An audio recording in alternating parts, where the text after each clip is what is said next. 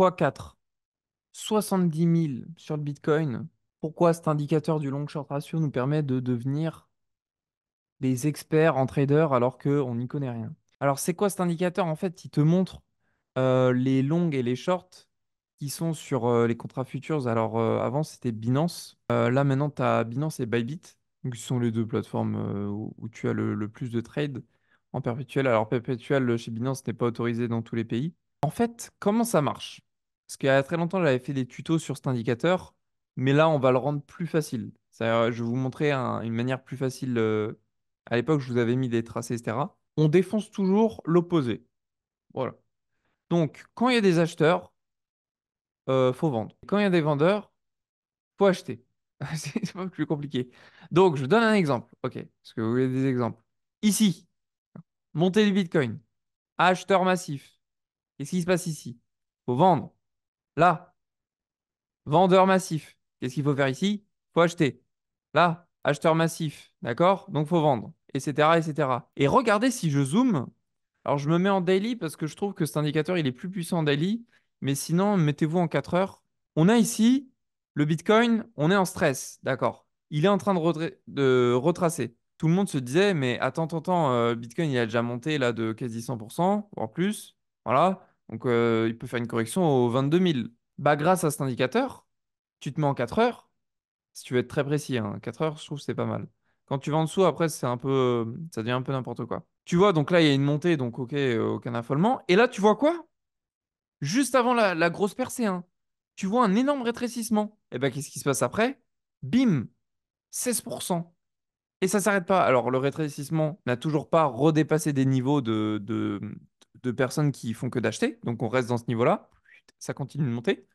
Et bim, au moment où commence à y avoir des acheteurs, le prix stagne, il redescend, voilà, on s'ennuie, on s'ennuie, on s'ennuie.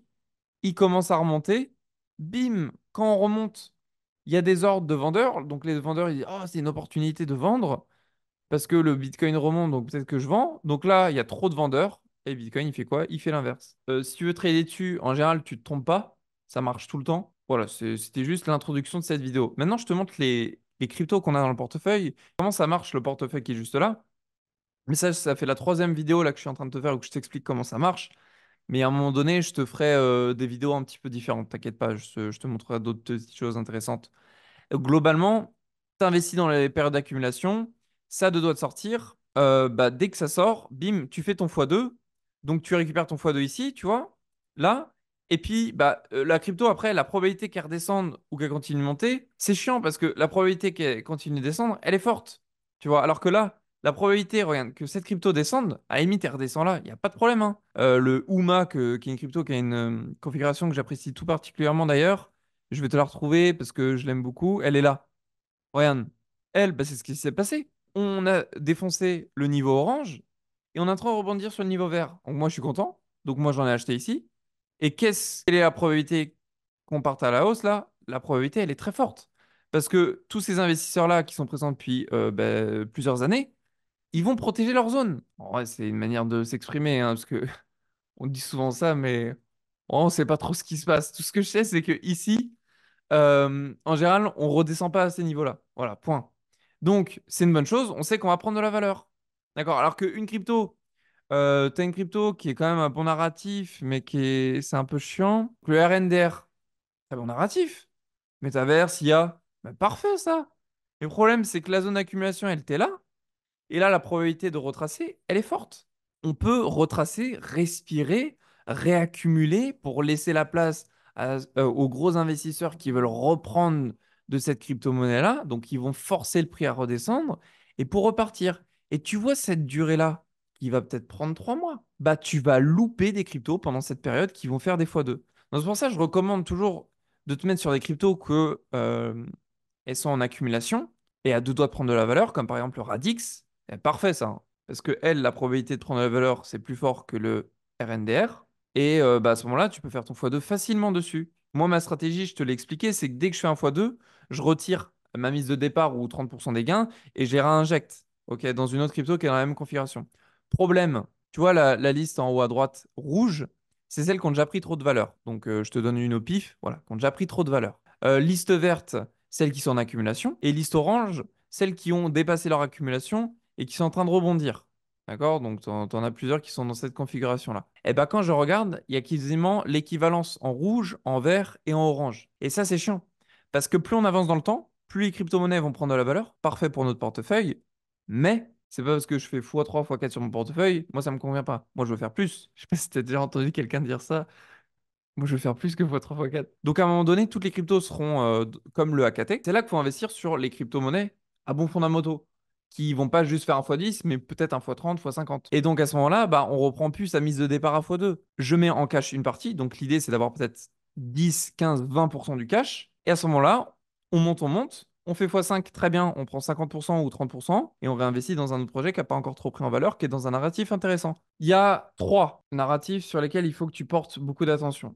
Le premier, c'est l'IA. L'IA, elle est 22e. On a 29 milliards. L'IA, c'est le futur. D'accord. Moi, j'ai un truc que j'ai appelé le MAGA. C'est le nouveau monde anti-gouvernement automatisé. En fait, le nouveau monde t'investit sur tout ce qui est parallèle au monde dans lequel on vit actuellement, comme le Web 2, le Web 3. Deuxième point, anti-gouvernement. Real World Asset, 8 milliards. Mais tu te rends compte, c'est rien du tout. BlackRock, qui ont 10 trilliards, ils te disent, ouais, je dépose à la SEC un papier comme quoi on va faire de la tokenisation d'actifs. Pardonnez-moi, mais moi, j'investis sur les Real World Assets. Le dernier, c'était sur le MAGA, nouveau monde anti-gouvernement automatisé, donc l'intelligence artificielle. Voilà. Je m'en réduis à ça, mais en vrai, il y a d'autres trucs. On peut parler du gaming, du métavers. Donc moi, je vais t'exposer trois narratifs ultra importants. Donc un, IA. Le deuxième, RWA, Real World Asset. Ça veut pas me dire que tu crois au dollar et à l'euro d'ici les 10 prochaines années avec les inflations qui se réalisent. T'as la Turquie, t'as la Grèce, la Nouvelle-Zélande, mais qui prend au fur et à mesure. Le Royaume-Uni. C'est un truc sans fin. Qu'on avance lentement ou qu'on avance rapidement, ça va arriver. Donc, moi, je crois au Real World Asset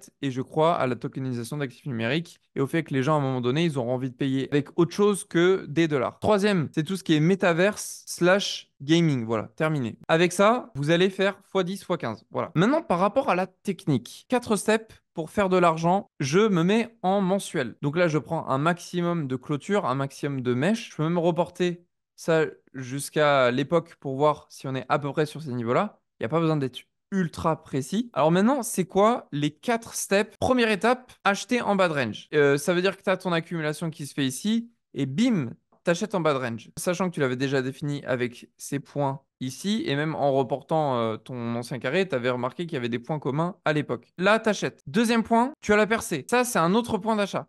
Parce que souvent, les crypto-monnaies, quand elles sont en train de titiller leur point de range ici, elles prennent beaucoup en valeur d'un coup. Donc là, on a fait notre deuxième point d'achat. Troisième point d'achat, juste ici, le rebond. Alors là, c'est pépite. Toujours comme ça rebondit et ça explose en un mois. Mais en un mois, tu fais énormément de profit. Et là, donc, tu as ton troisième point d'achat. Et maintenant, je vais te montrer le quatrième point d'achat qui est juste là. Donc, tu te rappelles le rebond que tu as fait ici? Bah, lui, tu vas l'enregistrer. Donc, en fait, tu étais comme ça. Et là, tu étais en mode, oh là, qu'est-ce que je fais? Bon, bah, je dessine mon carré par rapport à la mèche qu'on a là.